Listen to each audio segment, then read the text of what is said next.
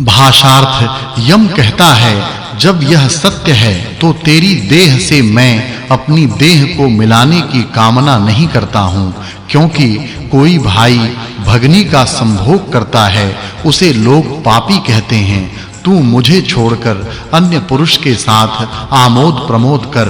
हे सुंदरी, तुम्हारा भाई तुम्हारे साथ इस संबंध की कामना नहीं करता। भाषार्थ यमी कहती है, हे यम, अरे तू बड़ा दुर्बल है, तेरे मन तथा हृदय को मैं नहीं जान सकी। क्या सुयोग्य तुझको कोई अन्य स्त्री जैसे रस्सी घोड़े को बांधती है तथा वृक्ष को लता परिवेष्टित करती है, आलिंगित करती है? भाषार्थ यम कहता है, हे यमी, तू भी अन्य पुरुष को वृक्ष की लता की भांति आलिंगन करो तथा अन्य पुरुष तुम्हें आलिंगित करे, उसी का मन तुम हरण करो, वह भी तुम्हारे मन का हरण करे और तुम उसी के साथ कल्याणप्रद सहवास का सुख भोगो।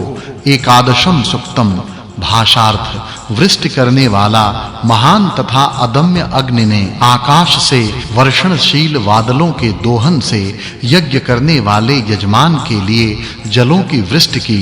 जैसे वह वरुण बुद्धि से संपूर्ण जगत को जानता है, वैसी ही वह अग्नि भी जानता है। यज्ञीय अग्नि यज्ञ ऋतुओं का पूजन करे। भाषार्थ अग्नि के गुणों को कहने वाली जल से प्राप्त संस्कृत गंधर्व की स्त्री ने स्तुति की। ध्यानावस्थित स्थिति में स्तुति करने वाला मेरा मन तेरी रक्षा करे।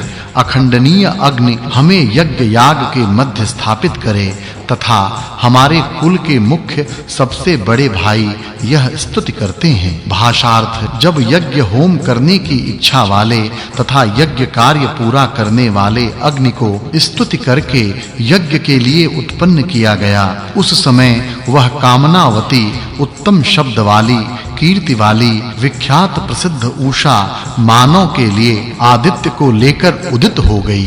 भाषार्थ अनंतर अग्नि से प्रेरित होकर यज्ञ में भेजा हुआ शेन पक्षी महान, आकर्षक तथा परिपूर्ण सोम को ले आया।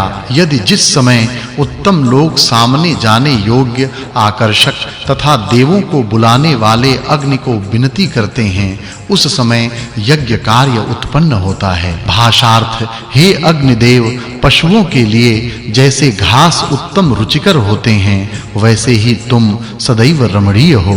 मानवों को उत्तम हवन यज्ञ से लाभदायक होवो। स्तोता का स्तोत्र सुनकर तथा हविर द्रव्य ग्रहण करता हुआ तू अनेक देवों के साथ जाते हो। भाषार्थ हे अग्निदेव, जैसे रात्रि को जीर्ण करने वाला सूर्य अपना तेज सब पर फैलाता है, वैसा तू भी अपना तेज मातृपितृ रूप पृथ्वी में प्रसूत कर यज्ञ का अभिलाषी यजमान यज्ञ करने की कामना करता है। वह हृदय से उनको चाहता है, अग्नि स्तुति को वर्धित करता है। ब्रह्मा यज्ञ कार्य उत्तम रीति से संपन्न करने के लिए उत्सुक हैं, वह स्तोत्र बढ़ाते हैं तथा वह मन ही मन कार्य से कुछ न्यूनता तो निर्माण नहीं होती, इस आशंका से भयभीत होते हैं। भाषार्थ हे बलशाली अग्नि, जो मानव तेरी कृपा को प्राप्त कर लेता है, हे तेज के प्रेरक, वह अत्यंत विख्यात हो जाता है।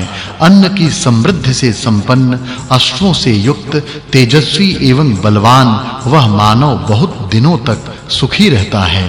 भाषार्थ हे पूज्य यजनीय अग्नि, जिस समय हम यजनीय देवों के लिए की हुई स्तुतियां उनको प्रिय होंगी तथा स्वधा युक्त अग्नि तू अनेक प्रकार के रत्न यज्ञकर्ताओं को विभक्त करके देगा, तब इस समय हमारा धन का भाग हमें प्राप्त हो। भाषार्थ हे अग्नि, सब देवताओं से युक्त घरों में रहकर तू हमारे स्तोत्रों को, तू अमृत बरसाने वाले रथ को योजित कर देवों के माता पिता द्यावा पृथ्वी को हमारे समीप ले आओ। देवों में से कोई हमारे यज्ञ में चले नहीं जाएं, इसलिए तू यहीं रह, देवों के पास से नहीं जाना। द्वादशम सुक्तम।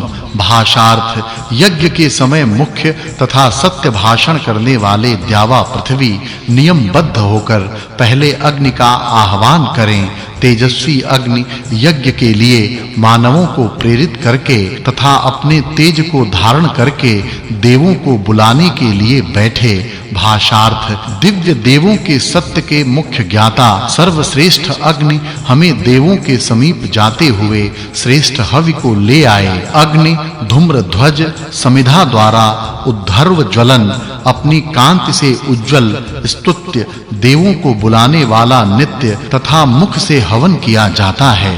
भाषार्थ जब अग्नि देव से सुखद जल उत्पन्न होते हैं तब इससे उत्पन्न हुई औषधियां द्यावा पृथ्वी धारण करती है। उस तुम्हारे जल दान से सारे देवता स्तोते प्रशंसा करते हैं। तुम्हारी प्रभा स्वर्गीय घी जल उत्पन्न करती है। भाषार्थ हे अग्नि हमारे यज्ञ रूप कार्य को वृद्धिगत करो। जल के वर्षाने वाले द्यावा पृथ्वी मैं तुम्हारी पूजा एवं स्तुति करता हूँ। द्यावा पृथ्वी मेरा स्तोत्र सुनो। जिस समय स्तोता जन सब काल यज्ञ के समय स्तुति करते हैं तब यहाँ माता पिता रूप द्यावा पृथ्वी वृष्टि जल का वर्णन करके हमें बहुत मदद रूप हो। भाषार्थ प्रदीप्त अग्नि राजा क्या हमारी स्तुति तथा हवि को स्वीकार करे? क्या इस अग्नि के व्रतों का हमने उपयुक्त पालन किया? यह कौन जानता है? सुहृद मित्र को बुलाने पर जैसे वह आता है वैसे अग्नि भी आ सकता है। हमारी यह स्तुति देवों के पास जाए और हमने समर्पित किए हुए हवि भी देवताओं के पास जाए। भाषार्थ जो जल यहाँ पृथ्वी पर अमृत समान लक्षणों से युक्त तथा अनेक रूप का गहन होता है, जो यम के अपराध को क्षमा करता है, हे महान तेजस्वी अग्नि तू क्षमाशील होकर उसकी रक्षा कर। भाषार्थ अग्नि के यज्ञ में उपस्थित रहने पर देवता गण प्रसन्न होते हैं तथा यजमान के तेजस्वी वेदी रूप स्थान में उसे स्थापित करते हैं।